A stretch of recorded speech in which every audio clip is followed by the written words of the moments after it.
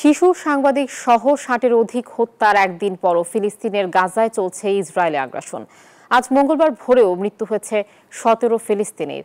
গত কয়েকদিনে উপত্যকাটিতে ১,২৪,০০০ ফিলিস্তিনি বাস্তুচ্যুত হওয়ার তথ্য দিয়েছে জাতিসংঘ। তবে নিজেদের কর্মী নিহত হওয়ায় অবরুদ্ধ ভূখণ্ডটিতে নিজেদের উপস্থিতি কমাতে চলেছে তারা। পূর্ণ শক্তি দিয়ে লাগাতার হামলা চালাচ্ছে দখলদার ইসরায়েল। সোমবার তাদের ভয়াবহ বর্বরতায় শিশু সাংবাদিক সহ প্রাণহানি হলো বহু ফিলিস্তিনির। বোমা বর্ষণ হয়েছে মঙ্গলবারও। এই ঈদে জামা জুতো অ্যাক্সেসরিজের ডিসকাউন্ট। উপত্যকাটির স্বাস্থ্য মন্ত্রণালয় প্রাণহানির সংখ্যা ৫০,০০০ ছাড়ানোর কথা বললেও নিহতের সংখ্যা ৬১,৭০০ ছাড়িয়েছে বলে তথ্য দিয়েছে গাজার সরকারি মিডিয়া অফিস। ধ্বংসস্তূপের নিচে নিখোঁজ হাজারো ফিলিস্তিনিকেও ধরা হচ্ছে মৃত হিসেবে।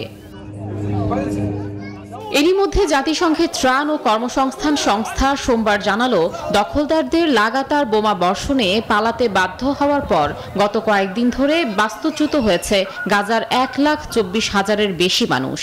আগ্রাসনে নিজেদের ত্রাণ সংস্থার ৫ জন কর্মী নিহত হওয়ায় গাজায় উপস্থিতি কমানোর ঘোষণা দিলেন জাতিসংঘ মহাসচিবের মুখপাত্র স্টিফেন ডুজারিক। চলমান উত্তেজনার মধ্যেই সোমবার ২ ইসরায়েলি জিম্মির ভিডিও প্রকাশ করল ফিলিস্তিনি স্বাধীনতাকামী সংগঠন হামাস, যেখানে তারা জানালো নিজেদের দুর্দশার কথা। এদিকে গাজা উপত্যকা পরিচালনার জন্য ফিলিস্তিনি কর্তৃপক্ষকেই সবচেয়ে উপযুক্ত অবস্থানে দেখছে ইউরোপীয় ইউনিয়ন। সোমবার বিষয়টি নিশ্চিত করলেন ইউরোপীয় কমিশনের ভাইস প্রেসিডেন্ট কাজা কাল্লাস। চলমান অস্থিরতার মধ্যেই ফিলিস্তিনি ভূখণ্ডটিতে যুদ্ধবিরতি ফেরাতে নতুন প্রস্তাব দিয়েছে মিশর। Desk report, news 24।